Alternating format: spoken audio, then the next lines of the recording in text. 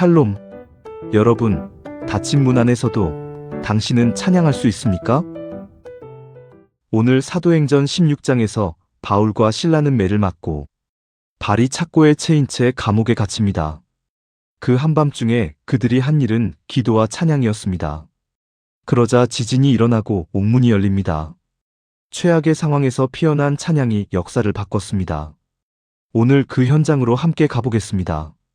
먼저 사도행전 16장의 주요 내용을 간단하게 살펴보겠습니다. 사도행전 16장 전반에서는 디모데가 바울의 선교팀에 합류합니다.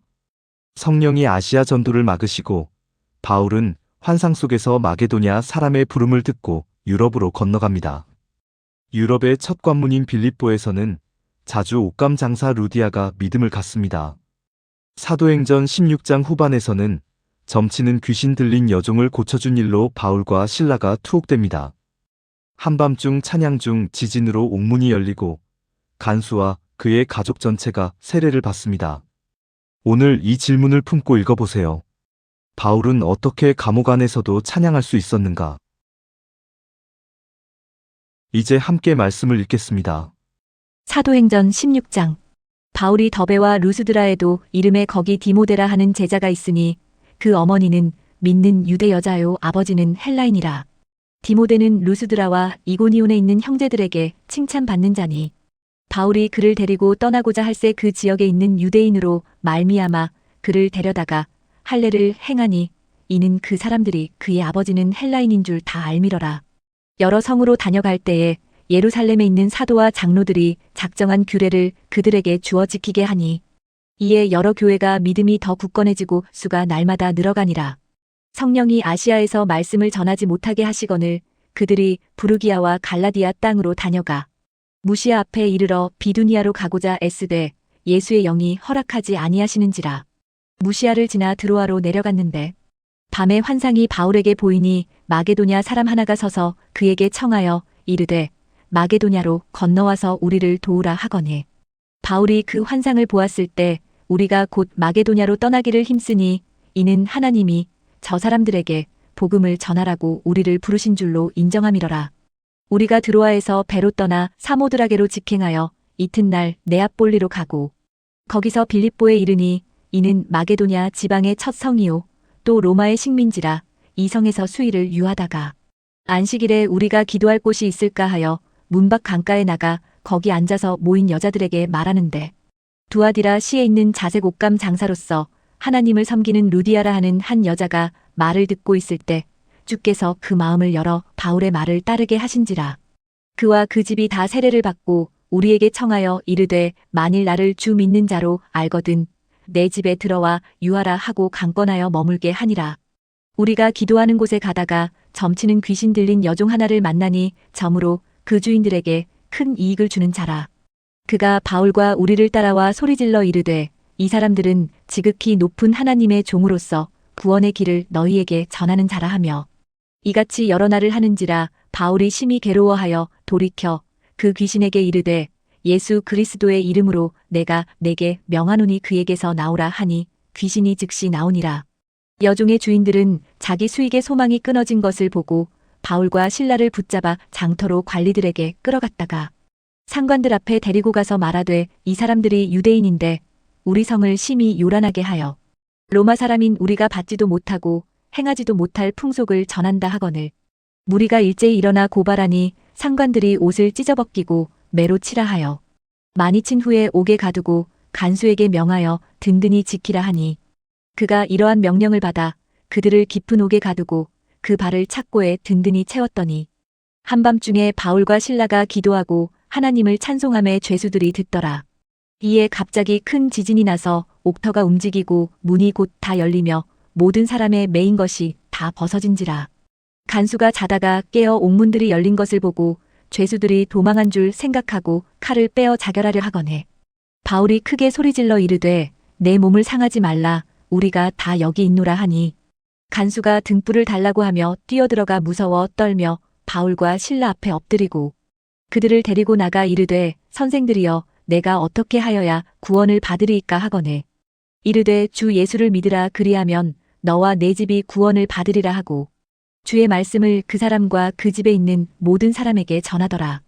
그 밤 그 시각에 간수가 그들을 데려다가 그 맞은 자리를 씻어주고 자기와 그 온 가족이 다 세례를 받은 후 그들을 데리고 자기 집에 올라가서 음식을 차려주고 그와 온 집안이 하나님을 믿음으로 크게 기뻐하니라. 날이 샘의 상관들이 부하를 보내어 이 사람들을 놓으라 하니 간수가 그 말대로 바울에게 말하되 상관들이 사람을 보내어 너희를 놓으라 하였으니 이제는 나가서 평안히 가라 하거늘. 바울이 이르되 로마 사람인 우리를 죄도 정하지 아니하고 공중 앞에서 때리고 옥에 가두었다가 이제는 가만히 내보내고자 하느냐? 아니라 그들이 친히 와서 우리를 데리고 나가야 하리라 한대. 부하들이 이 말을 상관들에게 보고하니 그들이 로마 사람이라 하는 말을 듣고 두려워하여 와서 권하여 데리고 나가 그 성에서 떠나기를 청하니 두 사람이 옥에서 나와 루디아의 집에 들어가서 형제들을 만나보고 위로하고 가니라. 아멘. 성경을 읽으면서 마음에 와닿았던 단어나 문구를 생각해 보세요.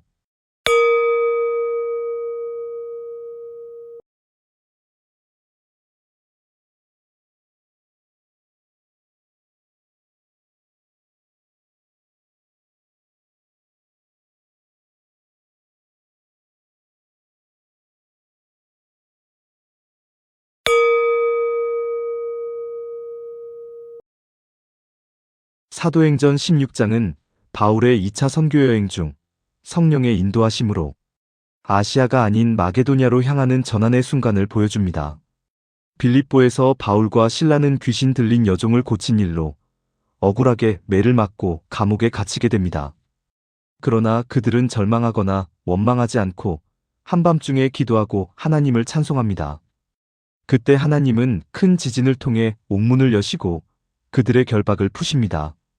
이는 단순한 기적이 아니라 성령의 인도 속에서 찬양하는 자를 통해 하나님이 길을 여시고 복음을 확장하시는 사건이었습니다. 우리의 삶에도 닫혀진 문을 경험하는 순간이 있습니다. 예상과 다르게 길이 막히고 억울한 상황과 고난 속에 갇힌 것 같은 시간들입니다. 그때 우리는 문이 열려야 찬양하려는 경향이 있습니다. 그러나 바울과 실라는 상황이 바뀌기 전에 먼저 하나님을 찬양했습니다. 믿음은 환경의 결과가 아니라 선택입니다.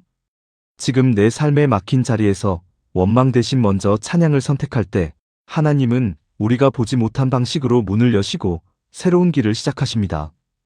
오늘 내 상황이 아무리 어두워도 하나님은 변함이 없으신 나의 하나님이십니다. 그 고백을 찬양으로 드릴 때 하나님은 우리를 가둔 옥문을 여십니다. 오늘 하루 상황과 상관없이 하나님께 감사와 찬양을 드려보시길 바랍니다. 묵상 질문을 통해 성령께서 주시는 음성에 귀 기울이시기 바랍니다. 지금 닫혀 있다고 느끼는 문은 무엇인가? 나는 그 앞에서 어떤 반응을 보이고 있는가? 상황이 바뀌지 않아도 하나님을 찬양할 수 있는 믿음이 내 안에 있는가?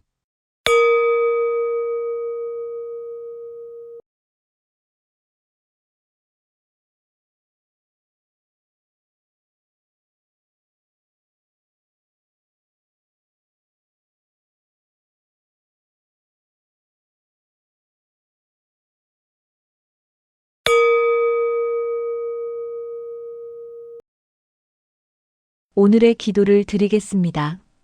하나님 아버지, 막힌 상황 앞에서 낙심하고 원망했던 저를 돌아봅니다. 환경이 아니라 주님을 바라보며 찬양하는 믿음을 허락하여 주소서. 감옥 같은 현실 속에서도 기도하고 찬송했던 바울과 실라처럼 오늘도 주님을 높이게 하시고 주님의 때에 주님의 방법으로 문을 여시는 은혜를 경험하게 하소서. 예수님의 이름으로 기도합니다. 아멘.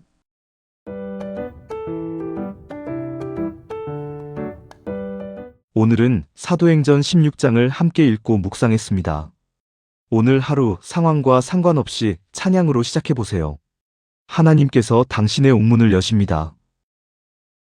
다음 통독 13일차는 사도행전 17장입니다. 철학과 학문의 도시 아테네, 그 아레오바고 광장에서 바울이 헬라 철학자들 앞에 복음을 선포합니다. 역사상 가장 지적인 설교의 현장으로 함께 가보겠습니다. 오늘은 찬양으로 승리하는 하루 보내기를 응원합니다.